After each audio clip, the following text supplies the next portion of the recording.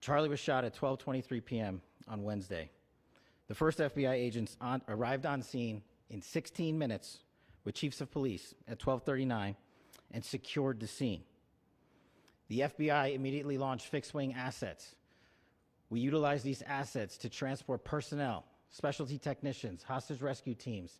We also utilized these assets to go back and forth from the East Coast and here in Utah to transport forensic evidence and other evidence that will be analyzed and is being analyzed at our FBI laboratories in Quantico and other laboratories, including the ATF. At my direction, the FBI released the first set of FBI photos of the suspect at 10 a.m. local time on 9/11. Then, shortly thereafter, the FBI reward of $100,000 was released at 10:45 a.m. local. Myself and Deputy Director Bongino arrived on the scene at approximately 5:30 p.m. on 9/11. The governor led a press conference last night at approximately 8 p.m., where at my direction, the FBI released a never-before-seen video of the suspect. We also released new images to the public of the suspect. And just last night, the suspect was taken into custody at 10 p.m. local time. In less than 36 hours, 33 to be precise, thanks to the full weight of the federal government and leading out with the partners here in the state of Utah and Governor Cox, the suspect was apprehended in a historic time period. And I want to highlight what Governor Cox said. This would not have been possible without you, the media, and you, the public. That's why we went so public, so fast, and we're so transparent, and we're committed to that transparency. The crime scene, just a little bit there. It is a large crime scene. State and local authorities, along with federal authorities, processed that crime scene quickly. And I even had the ability to walk through that crime scene and walk through the steps the suspect took to learn more about what was needed and what resources we needed to bear to create a full picture for the FBI and leadership back in Washington. Furthermore, thankfully to state and local partners, forensic evidence has been seized and continues to be garnered. Forensic evidence has already been evaluated at FBI laboratories in Quantico and state and local authorities here. We will continue to process evidence as we see it, as we collect it, and we will continue to deliver to Governor Cox and his team. Last night, we had a total of approximately 7,000 leads.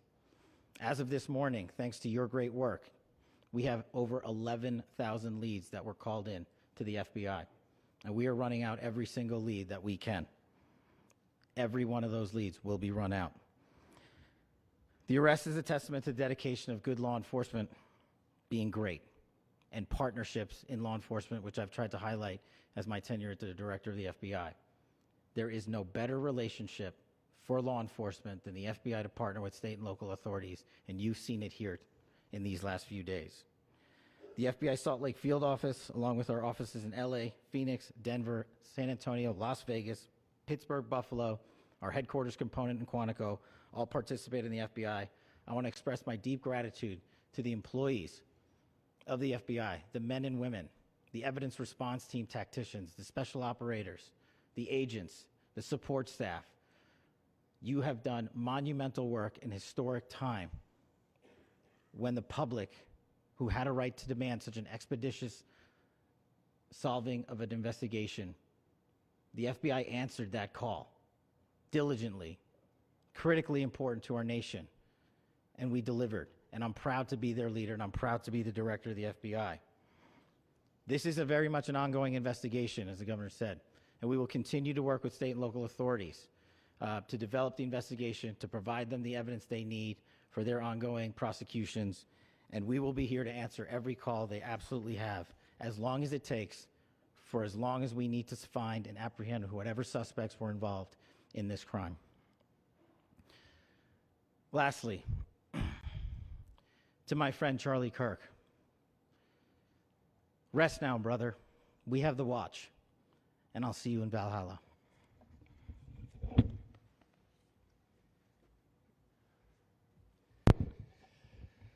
Thank you, and good morning. I would just like to take a few minutes as the sheriff to express my gratitude for everybody who has played a part in this investigation. As you know, it's been a vast, a complicated, and a very, very fast-paced investigation. You're looking at people standing up here who are running on, if they got an hour's sleep in the last couple of days, they're probably lucky. It has been very taxing.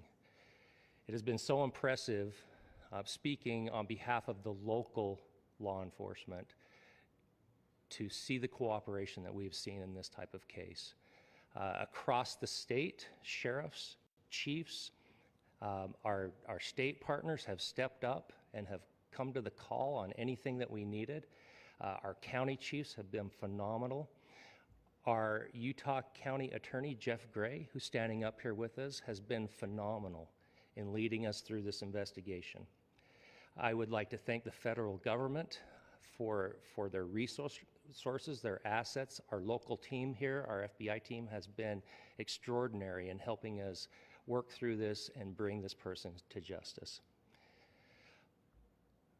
Most of all, I would like to thank the public, and specifically, I would like to thank the public who turned to prayers and who turned to positiveness for us. I would like to thank them on behalf of the law enforcement community, because we needed those prayers. That's what we needed to get through this. We needed your support, and you gave it to us. We needed your patience, and you gave it to us. And I would like to thank you for the Kirk family, because that's what they need, is your support and your prayers, and that will get us through all of this. So thank you, everybody, for everybody that have stepped up. We've had such a phenomenal response to this. Thank you.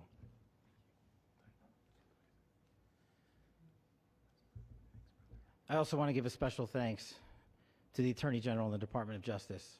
Their unwavering support and their commitment to justice is shown true here. And without AG Bondi and Deputy Attorney General Todd Blanche and the resources they brought to bear, we would not have been able to complete our mission. And I just want to say special thanks. It's an honor to be a part of the Department of Justice. Thank you again to our incredible law enforcement team who has worked so hard.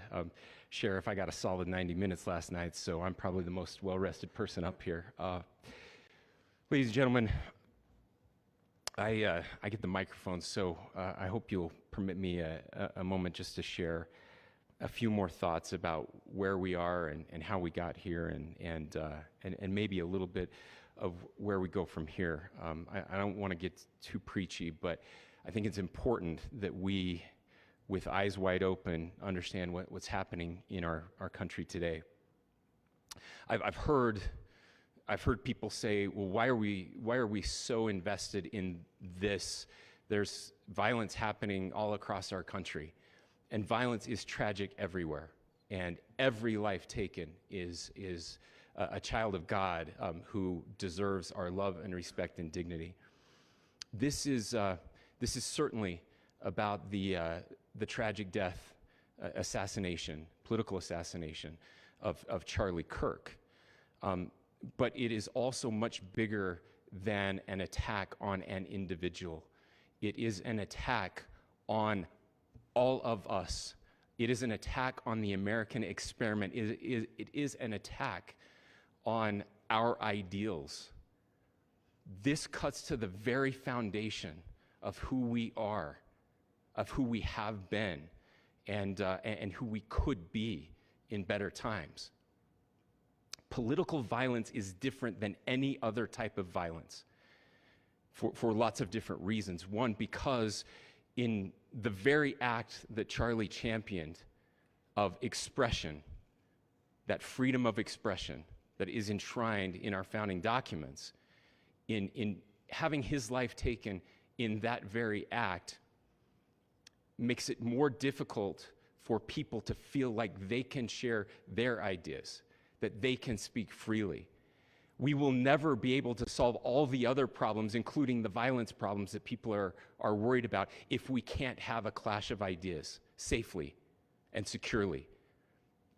Especially those ideas with which you disagree. That's why this matters so much.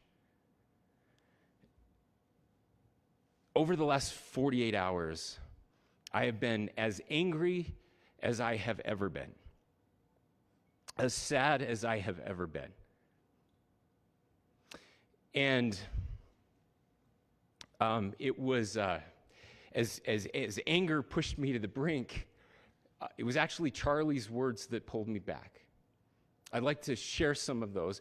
And specifically right now, if I could, I need to talk to the young people in our state, in my state, and all across the country. As President Trump reminded me, he said, you know who really loved Charlie? The youths. And he's right. Young people loved Charlie, and young people hated Charlie.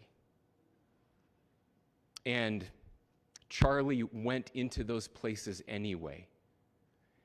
And these are the words that have helped me.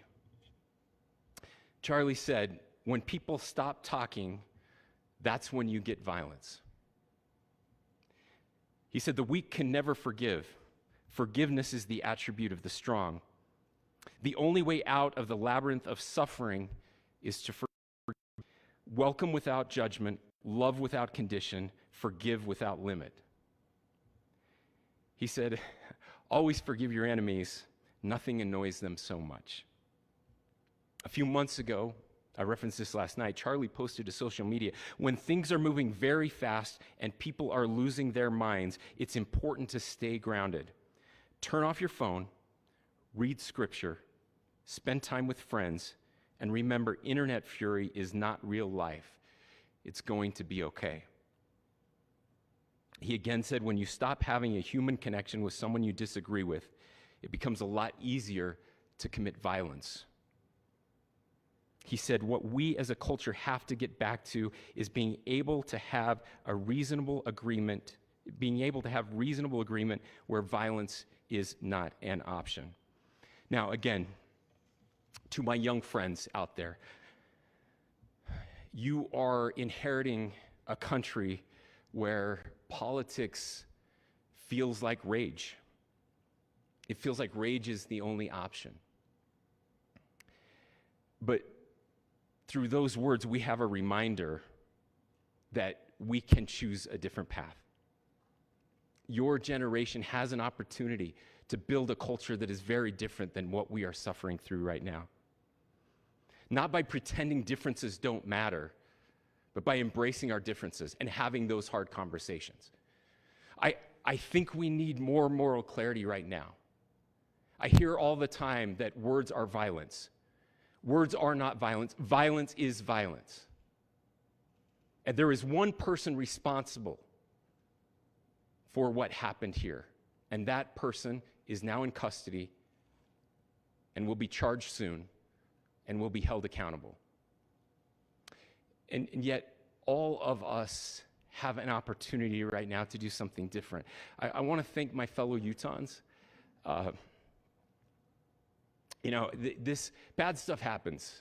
For 33 hours, I was praying that if this had to happen here, that it wouldn't be one of us. That somebody drove from another state, somebody came from another country. Sadly, that prayer was not answered the way I had hoped for, just because I thought it would make it easier on us if we could just say, hey, we don't do that here. And indeed, Utah is a special place. We lead the nation in charitable giving. We lead the nation in service every year. But it did happen here. And it was one of us. But I want you to look at how Utahns reacted the last 2 nights. There was no rioting. There was no looting. There were no cars set on fire. There was no violence. There were vigils and prayers and people coming together to share the humanity. And that, ladies and gentlemen, I believe is the answer to this. We can return violence with violence. We can return hate with hate. And that's the problem with political violence, is it metastasizes. Because we can always point the finger at the other side. And at some point, we have to find an off-ramp, or it's going to get much, much worse. But see, these are choices that we can make. History will dictate if this is a turning point for our country. But every single one of us gets to choose right now if this is a turning point for us. We get to make decisions. We have our agency.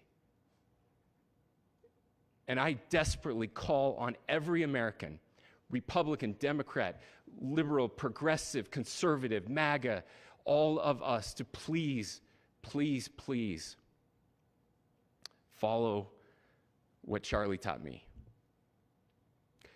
I'll just conclude with with words I share often from a friend and author, Yuval Levin, who was asked if he was optimistic about our country, and he said, "I'm not optimistic." He said, "I hate optimism." Like, that sounds bad. But he said, optimism is a vice. It's this idea that good things are just going to happen. And he said, in the history of the world, good things have never just happened. He says, I'm not optimistic, but I am hopeful. And hope is the virtue that sits between the vices of optimism and pessimism. Hope is the idea that good things are going to happen because we can make them so. I still believe in our country, and I know Charlie Kirk believed in our country. I still believe that there is more good among us than evil. And I still believe that we can change the course of history. I'm hopeful because Americans can make it so. Ladies and gentlemen, we're happy to answer any questions you might have. Governor, can you please speak to whether the suspect is speaking with authorities and his demeanor, Tyler Robinson, when he turned himself in? I cannot speak to that right now. Governor, how do you interpret the engravings on the casing? Well, I will leave that up to you to interpret what those engravings mean. I think the clearest one that says "catch fascist," there's not, and by the way, that's like catch like a ball, catch this. I think that speaks for itself. Governor, you indicated that he had been communicating. Please. Talk about this level of hatred that this person expressed. Beyond that, is there anything in your view that you discovered that may have radicalized or changed him to prompt him to commit such a horrific? There's nothing more that we can share at this time. Governor, you indicated that he had been communicating with a friend on Discord about the gun. Do you anticipate any more arrests? We do not at this time have any information that would lead to any additional arrests. Do you believe he acted alone? Yes, but the investigation is ongoing. How he came into custody of police and where he is right now? Yes, so right now, Mr. Robinson has been booked into the Utah County Jail. You heard the president this morning report that he was taken into custody, that his family and a friend helped to deliver him into custody of law enforcement in Washington County. For those of you that don't know where Washington County is, it is the southwesternmost part of the state of Utah. It's about a 3.5 to 4 hour drive from here, where we are right now, and that's where he lived and where they turned him in. Please, I'll go here. I can't share any more than what I've already shared. Yeah.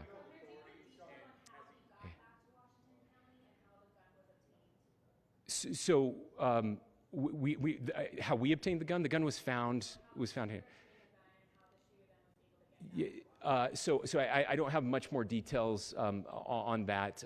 We do know that he drove. We had his car here on campus, and then we had his car going south back to the St. George. It's actually the city of Washington in Washington County. Is he talking with authorities and did he discuss a loading? I'm sorry? We don't have any information that would lead us to believe that. Yes, in fact, it was just released. Yes. Talking with authorities and did he discuss a motive? I can't answer that right now. Yeah, thank you. Over here.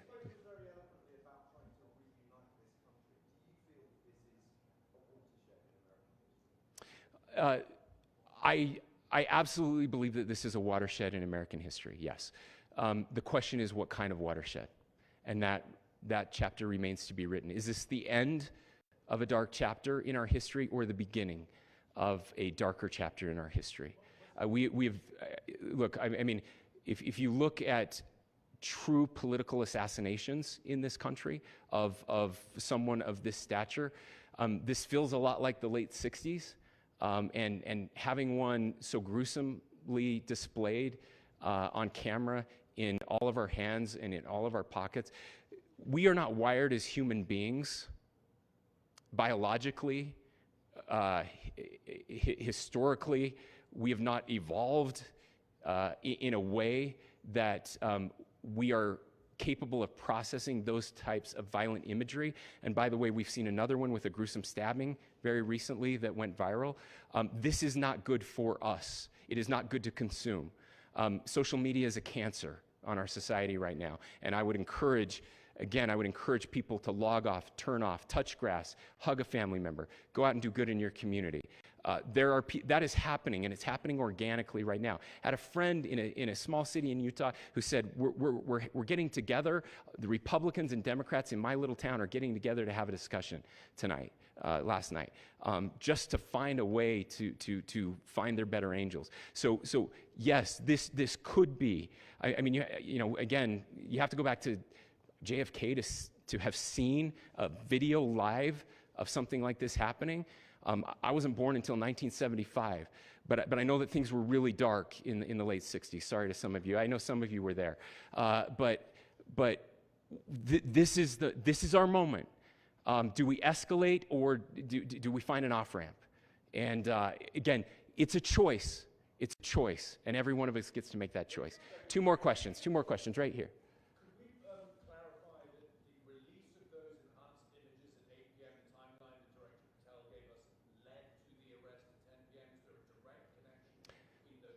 I cannot comment if there is a direct connection or not, but all I can say is that that through some process, the family came to know that this had happened. One more thing, Governor. Could you just clarify the clothing issue you mentioned earlier? Was he changing outfits? Correct. Yes. So when he's first spotted on campus, he has different clothing on, and then he changes clothing on the roof, and then changed back into that clothing at some point, so that when he was apprehended, when he was arrested, the clothing matched the clothing he had on before the shooting here at UVU. Last question here. Yes. Suspect was from Utah. Can you kind of tell us a little bit more about where, and was he a student here at this university, and is there any history of mental illness? Yeah. So I don't have any information on the mental illness part. He was not a student here at UVU. He was living and had lived for a long time with his family in Washington County, in the southernmost part of our state. Thank you, everyone, for your great work in getting this information out. I just say, process-wise, this may be important. I know many of you aren't familiar with the process in Utah. I think it's important that you understand that. Basically, we have 3 days for charging documents to be filed.